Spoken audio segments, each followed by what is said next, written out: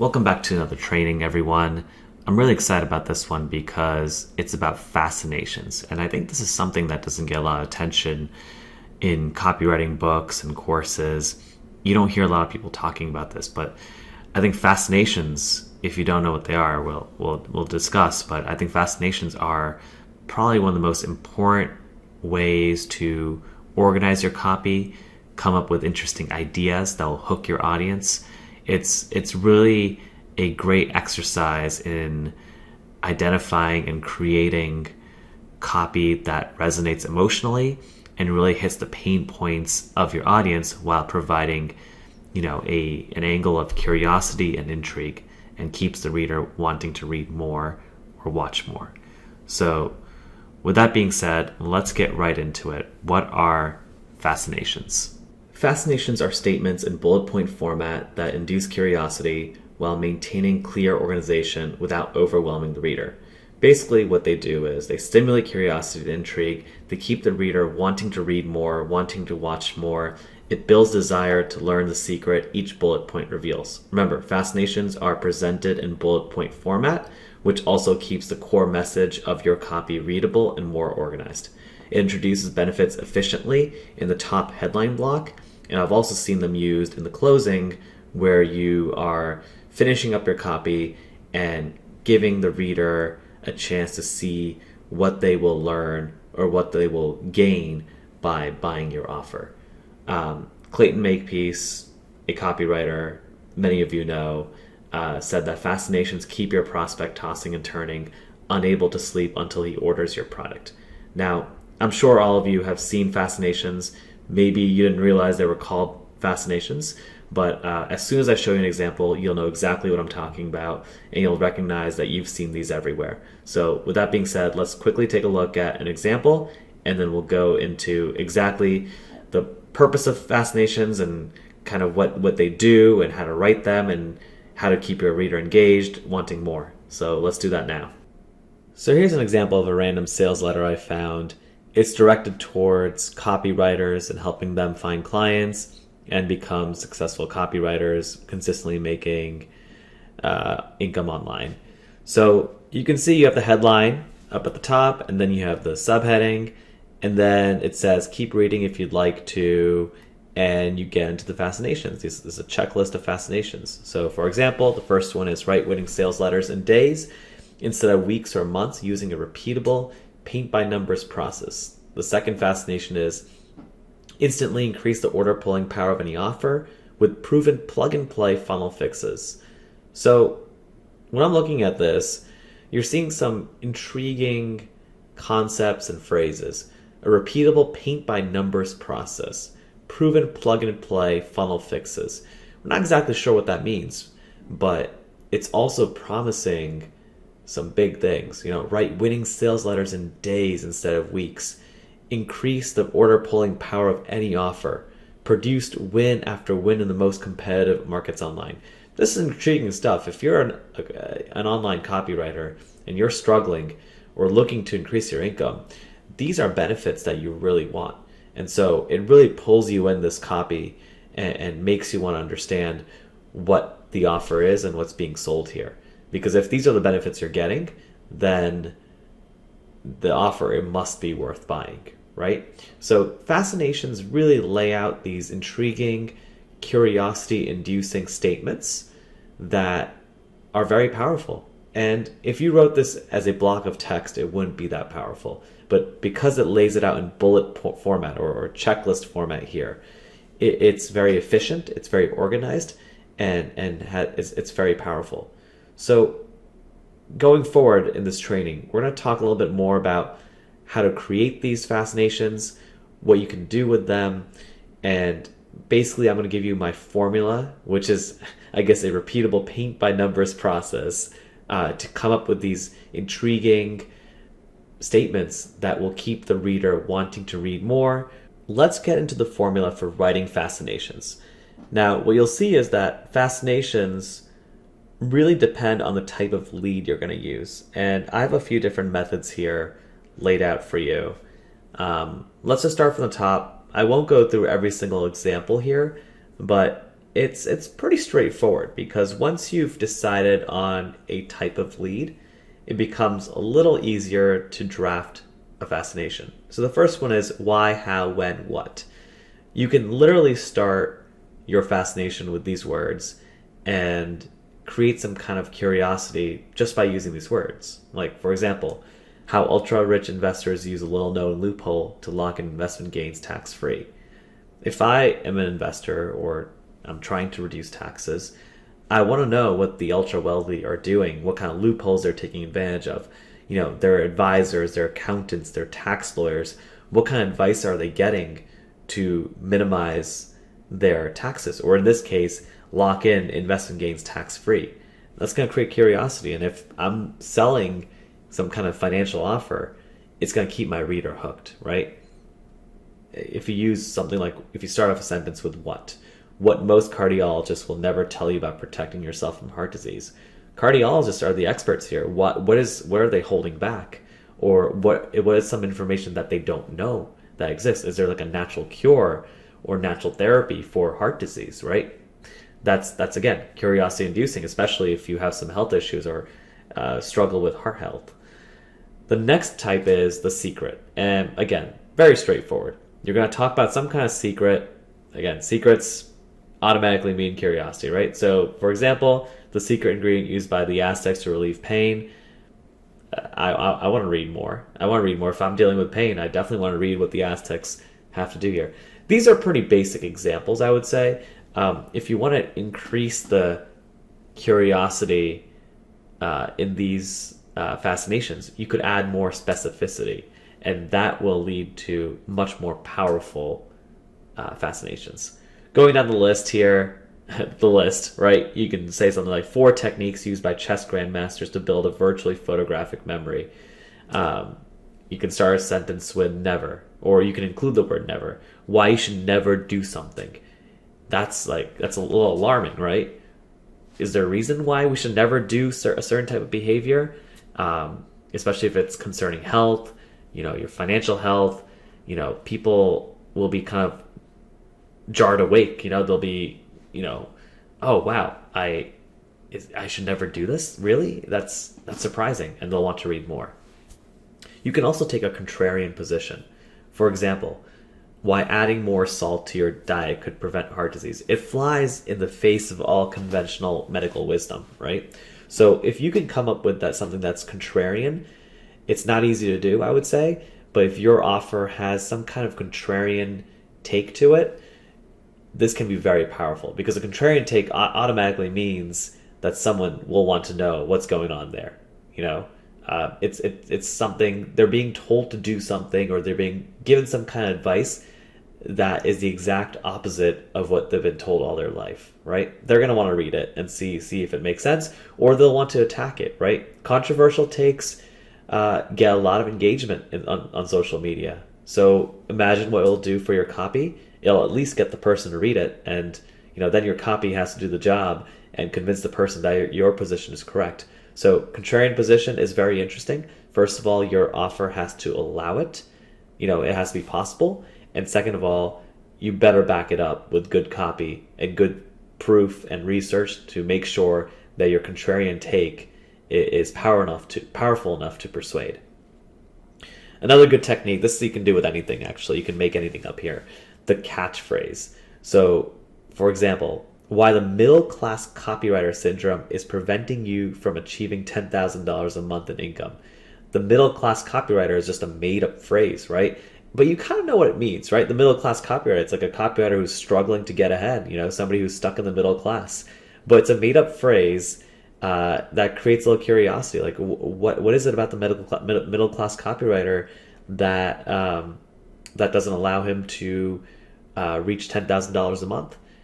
Going back to my original example in the sales letter that I found, a repeatable paint-by-numbers process, plug-and-play funnel fixes, little catchphrases that don't say much. They have this mysterious vibe to them, but at the same time, you kind of do know what it means, but you want to know what it means in the context of the sales letter. So these catchphrases, you can just make them up, or you can use something like plug and play, right? Plug and play is a common expression and it means something, right? Plug and play means it's the easiest thing to do. All you have to do is plug it in, and you're good to go, right? So plug and play can mean a lot to people. And when you're talking about a plug and play copywriting formula, a copywriter is going to be very interested in that. Like, oh wow, I've been struggling to come up with angles and ideas. I I struggle so much with writer's block. Plug and play formula. You mean all I have to do is kind of just fill in the blanks, and all of a sudden I have world class copy. Again, the catchphrase can take advantage of those common expressions, and without using too many words, you can say a lot. So, very powerful technique that I highly recommend that you guys use in your copy. Finally, you can add an element of time. How to quickly cure toothaches in 30 minutes. You're constraining everything in 30 minutes with this popular garden herb. Popular garden herb is also curiosity inducing, but the fact that you can cure a toothache in 30 minutes, it's a powerful statement. And having that element of time is very beneficial and enhances the curiosity aspect of this statement. And then finally, you should be using this as well at the end of all your bullet point lists, and that's plus. You're adding like a little bonus. If you're selling like a cancer treatment or some kind of supplement related to cancer, you could say plus learn how a 78-year-old grandmother cured her breast cancer on a juice fast and this key supplement. You're just throwing something in there. Plus it's like, oh wow, I'm going to learn this too. That's kind of the reader's reaction. So these are just some of the ways to write Fascinations, and it's based on different buckets, different types of leads that can take you in different directions. There are probably a lot more structures out there. If you read more and more good copy, you'll come across different structures, but these are like the basic ones that you can use to whip up Fascinations pretty quickly. So I'd highly recommend that you keep a list of these types of Fascinations close by you when you write copy, because you can't go wrong with this. If you're using, for example, the secret, the catchphrase, adding plus, adding a bullet point at the end with plus, you're going to end up with solid copy. So that's a little bit about the types of leads. Now I want to talk about the elements and the formula that you can use to really nail down these Fascinations in a repeatable process that puts out really solid Fascinations time and time again. As promised, I'm going to show you my repeatable plug and play method to write Fascinations. Now, what I've given you here is a playbook, basically, based on 6 different elements that will allow you to write bulletproof Fascinations that they're going to be high quality almost every single time if you include these 6 elements. Now, sometimes you can get away with excluding some of these elements.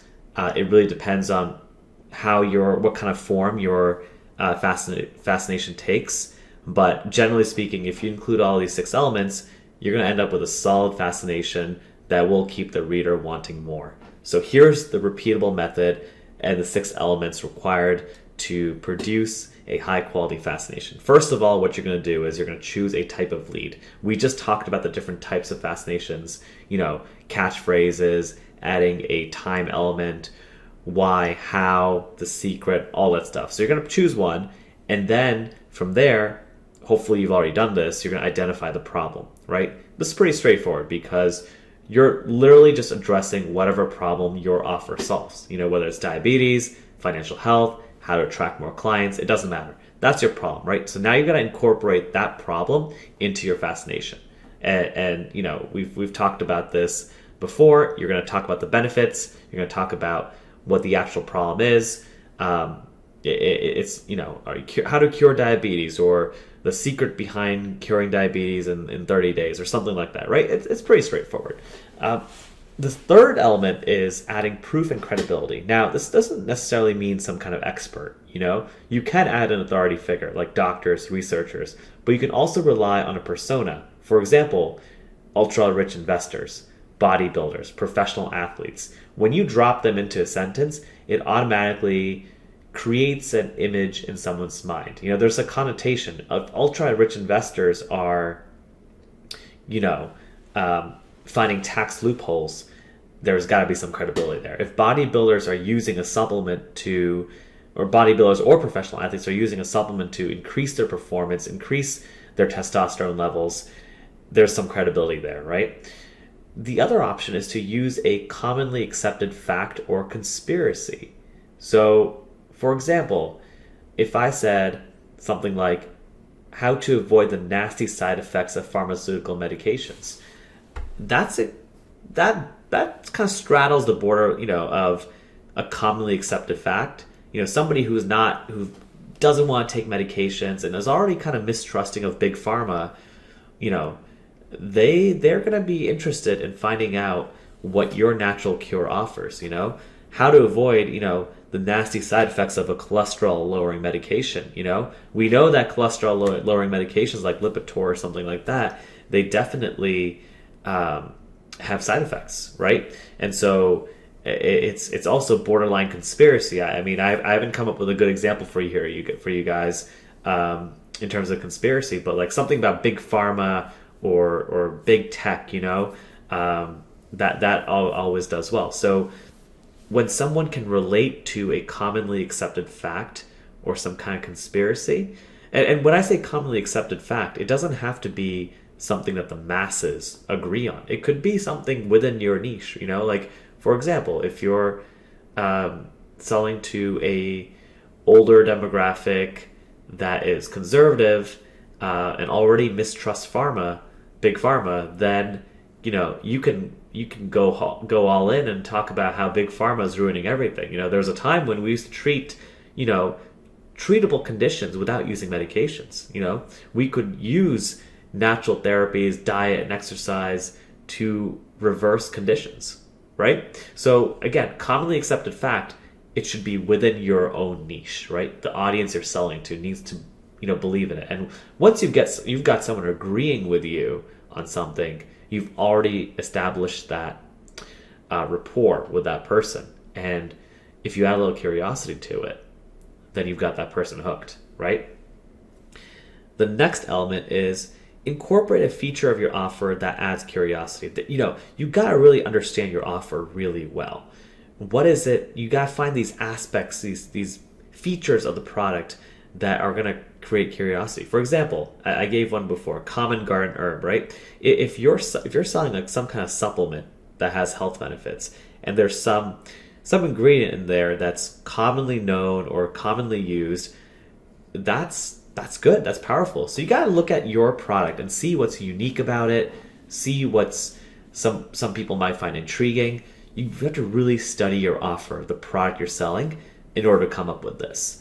And it really requires you to have full command of, the ingredients that go into a supplement, the strategy behind an investment process, when it comes to like financial copywriting. So you really need to understand what's unique, what's not unique, what your audience is going to respond to. For example, if you're selling some kind of supplement using, some kind of claim, saying this supplement boosts testosterone, well, that's not good enough. You've got to find what's unique about your product, what's going to really create some curiosity, your unique mechanism. We've talked about the unique mechanism before, but adding some kind of feature that kind of leads into the unique mechanism is going to be really powerful. So again, I can't give very concrete examples here. It really depends on your offer. So make sure you study it really well and come up with something that's unique or something that's going to add curiosity. The next element is adding a benefit-based proposition or the horrifying alternative. Now, these are two different ways to go about the same process. Number one, a benefit-based proposition, right? Add the solution your offer provides to your prospect's problem and highlight the benefit. For example, make 300% profit on these stocks using this investment strategy. That's very powerful, right? Obviously I just came up with the second part of that sentence on my own just now, but you can really add some curiosity, maybe like this unique investment strategy that the hedge funds in New York laughed at or something like that. I'm just riffing at this point, but You get what I'm saying. It's once you incorporate that benefit-based proposition, it really speaks to the audience. They have this problem, they're looking for that benefit, and all of a sudden you're at it, you're giving them the benefit and you're giving them the curiosity, they're going to want to read more. The other way to do this is to address the alternative of not taking a specific action, right? So what if you fall into the 10 deadly investing traps? What if you want to avoid those? That's scary, right? What are these investing traps? Am I already doing making these mistakes in my investing strategy? I don't know. I got to find out. I got to read more. Another, I'm riffing right here, right now.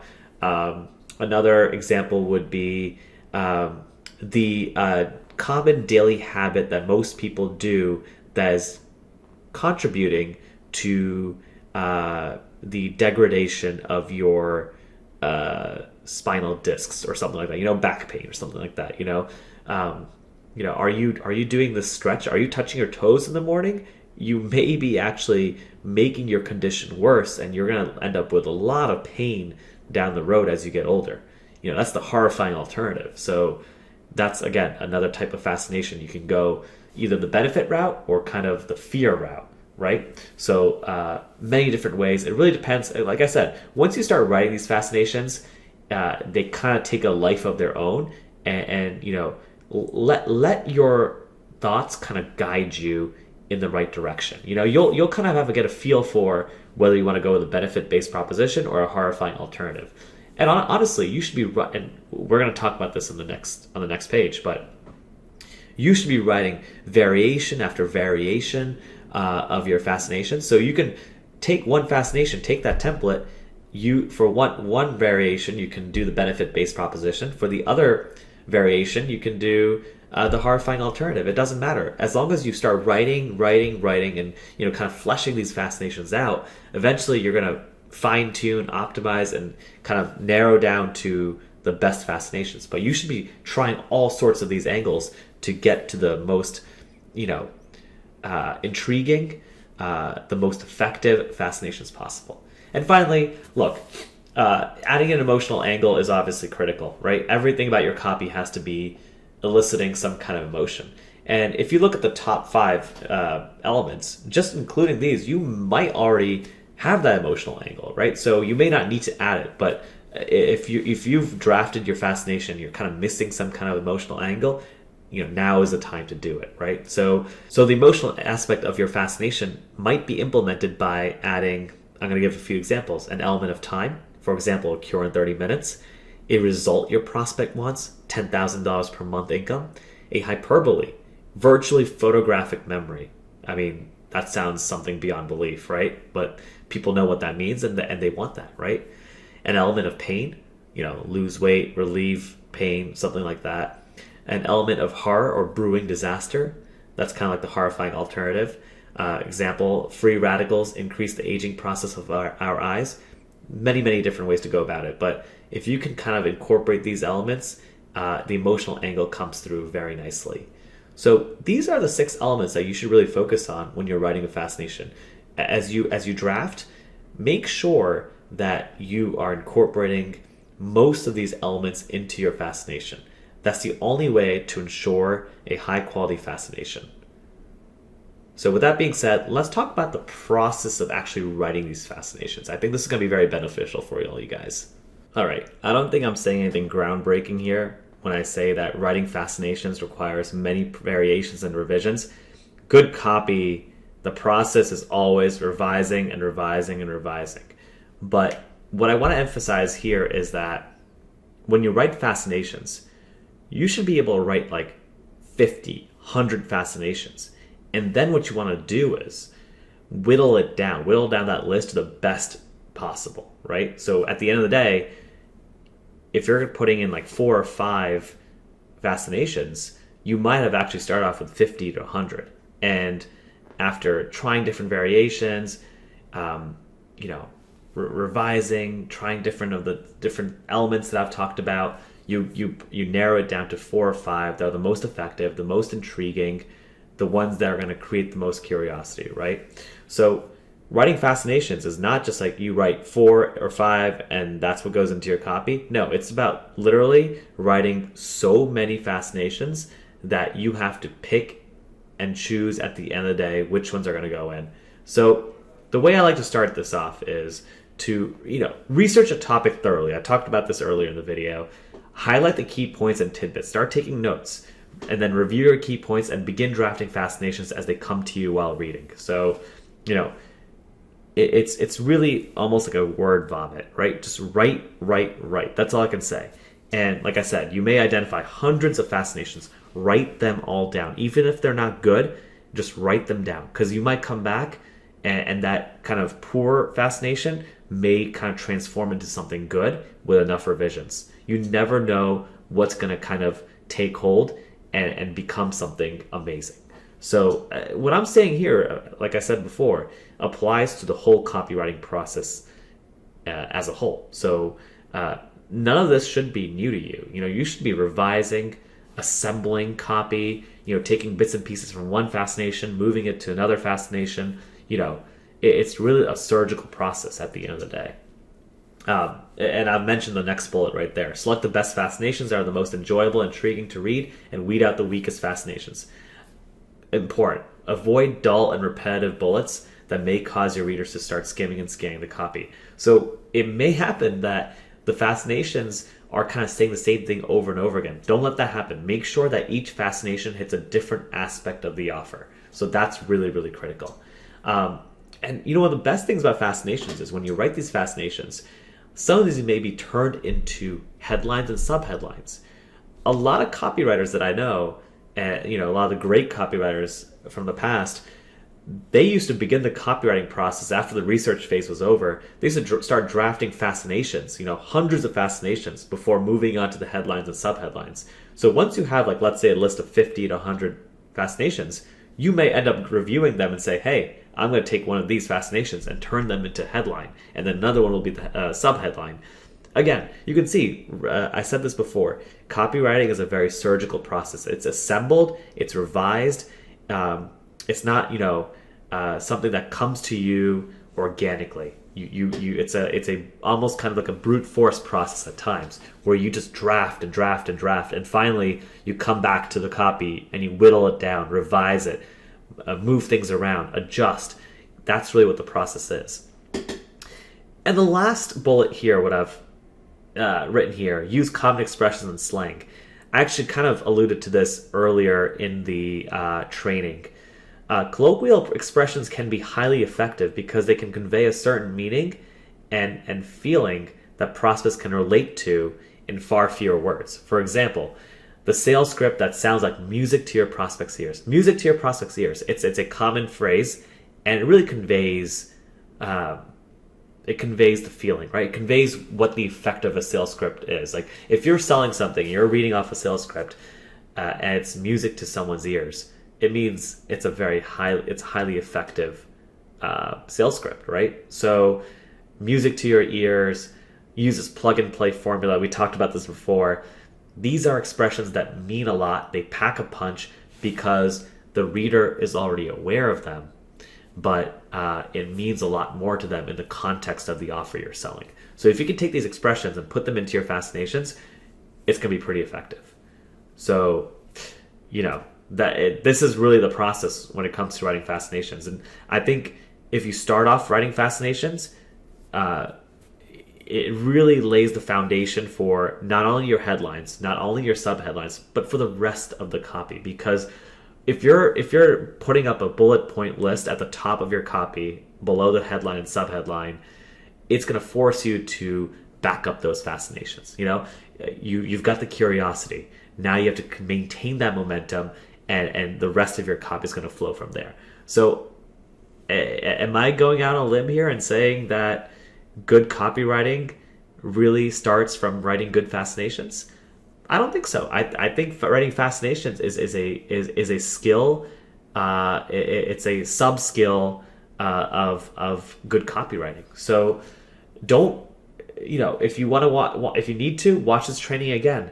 I've really laid out a repeatable plug and play method to help you guys write Fascinations. And this will form the core of your good copywriting skills.